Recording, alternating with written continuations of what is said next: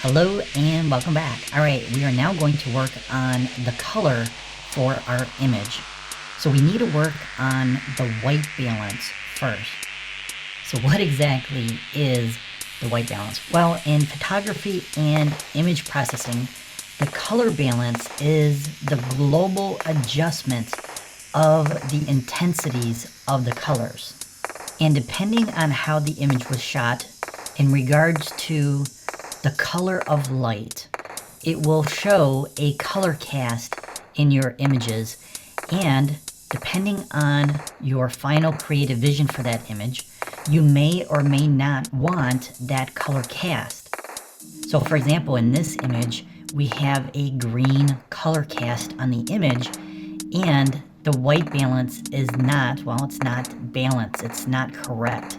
I want my blacks and my whites to be blacks and white. I want them to represent those colors. I don't want any color cast like greens or blues or whatever the case may be to be in those neutral tones. So I can use my white balance options to remove that color cast. But then again, sometimes we may want that color cast in our image because maybe we're shooting at sunrise or sunset, and those colors from the sun at that time of the day are much warmer, and if we were to remove that color cast in the neutrals, then it's going to look unnatural. So you have to decide when to remove that color cast based on your creative vision. Most of the time, I want the white balance to be, well, balanced in the neutral tones. I don't want a color cast on my portraits, my landscape photos, or other types of photos that I'm shooting. So in camera, again, we can do this in camera before we do it or fix it in Lightroom. And if you take a look right here under white balance, we have an option. It says, right now, it says as shot. So I didn't capture the white balance correctly in camera. It's green. So in order to fix it, I have to either make selections from here. If I click on this, I get some options here, or I need to adjust the temp and the tint, or I can use this eyedropper tool. So I'm going to show you how to do all three to fix the white balance of your image. Now here, if you're not seeing this in your images, that's because this is only available for RAW files. And these options may actually look familiar because you should have these options on your camera if you have a DSLR, and you can select these based on the lighting in your scene as you're shooting. So you have daylight, so you're going to select that if it's during the day. If it's a cloudy day, you're going to select that. Then we have shade, tungsten, fluorescent, and flash, and these are going to adjust the white balance accordingly based on that particular time frame. So now my image is much warmer than it was before. If I select cloudy, it's even warmer. Because when you're shooting under a cloudy day or in the shade, the color of that light, the color cast that's coming from that light is going to be much cooler. So now with our white balance, it's compensating for that and making the image warmer. Now, this was not shot in the shade. It was natural light coming over here from the right side. And in this case, I may want to choose something like daylight. Personally, I find these just to be a starting point, and I will end up fine-tuning my white balance with these options here.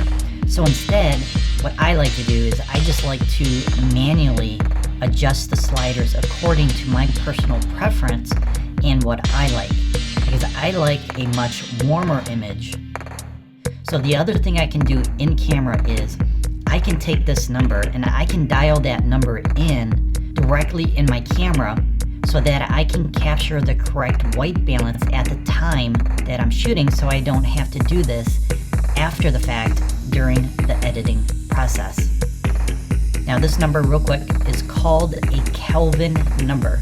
So if you want to dial in a specific temperature based on the Kelvin number, then you're going to have to find that option within your camera, and it's usually designated with a letter K or the word Kelvin, and then you can dial in the exact temperature that you prefer. And then the third option for fixing the white balance is to select our eyedropper tool.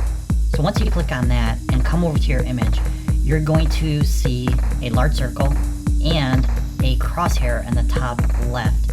So the crosshair is where you're targeting for the white balance, and the circle represents the zoomed in area that you're hovering over.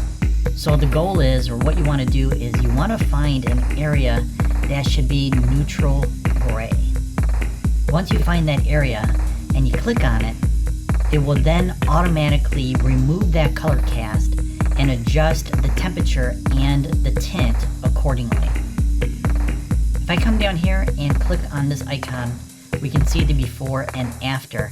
It's kind of hard to see the difference with the color cast because it's showing all the edits before we started and after. But we definitely did remove that green color cast that we had before. I'm going to go ahead and undo that with Command or Control and the letter Z, and you can definitely see it's green again. So make sure you just find that neutral gray color in your image, usually in the blacks, the whites, or the grays of your image, in order to set the white balance in that manner. But again, personally, I'm going to come over here and I'm going to warm up this image because I prefer a warmer image. So I'm going to go ahead and adjust my sliders here so that my temperature is according to my personal preference. So go ahead and adjust the white balance to your personal preference. And then we'll talk about the last two options here, which are vibrance and saturation. So the vibrance and the saturation is going to adjust all your colors in your image globally. Now the other thing real quick, to get rid of the eyedropper tool, just come back over here and click on it to deactivate that tool. So with vibrance and saturation, they are going to adjust the colors in your image slightly differently. So if we take our saturation and move it all the way to the left, it removes all the colors in our entire image. It's a global edit, and it's removing colors in the highlights, the shadows, and the midtones. So when we move it to the right, it's actually increasing the saturation for the entire image again. So that's something that you're going to have to play with and determine how much saturation you want to add or remove. I'm going to go ahead and leave it right there at 0 for now because I'm not really interested in increasing the saturation for this particular image. Now when it comes to vibrance, if we move it all the way to the left, it's removing colors as well, but unlike saturation, it still has some color in the image. So this is the difference between vibrance and saturation. Saturation adjusts the colors in all three areas like I mentioned, shadows, highlights, midtones. Vibrance, on the other hand, is only affecting the colors in the midtones. So in other words, it's removing the colors from the shadows and the highlights and leaving the colors from the midtones when you adjust the slider to the left, or if you increase it and you go to the right, it's adjusting the colors in the midtones and making them more vibrant versus the shadows and the highlights. Again, I'm just going to leave this at 0. So we're done with our basic clean edit in regards to the white balance. But there's another option in this panel if we want to be more creative, and that's called split toning, which is available right here. And we're going to cover this in the next lesson.